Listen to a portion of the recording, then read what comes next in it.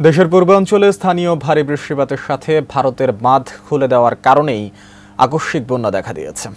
এমন তথ্য দিয়ে বিশ্লেষকরা হঠাৎ বন্যার পেছনে ভারতের সাথে নতজানু নীতি আর অকার্যকর যৌথ নদী কমিশনকে দায়ী করেন। আবুল কালাম আজাদের রিপোর্ট।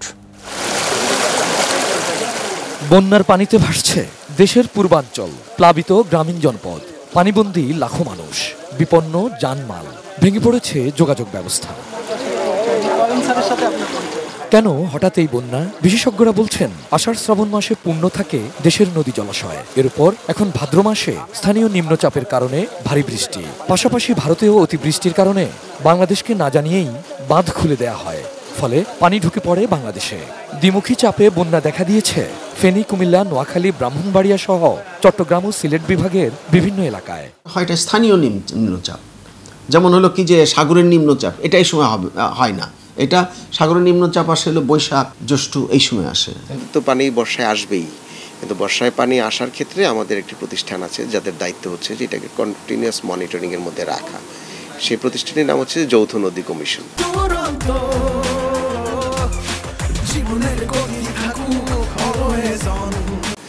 এ দুই বিশ্লেষক বলছেন গত 15 বছর ধরে ভারতের সাথে নতজানু নীতি অব্যাহত, সেই সাথে যৌথ নদী কমিশনকে অকেজো করে রাখা হয়। বন্যার পেছনে দুটো বিষয়কেও দায়ী করেন তারা।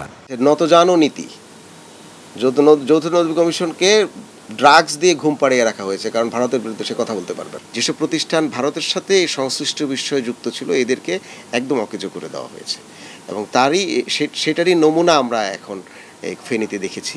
তিস্তাতে অহরহ অসময়ে বন্যা হয়ে। এমন বাস্তবতায় কি করা দরকার সে ব্যাপারেও পরামর্শ তাদের। সিলেটের বন্যায় কি আমরা কখনো ভারতকে দোষ দিতে দেখেছি?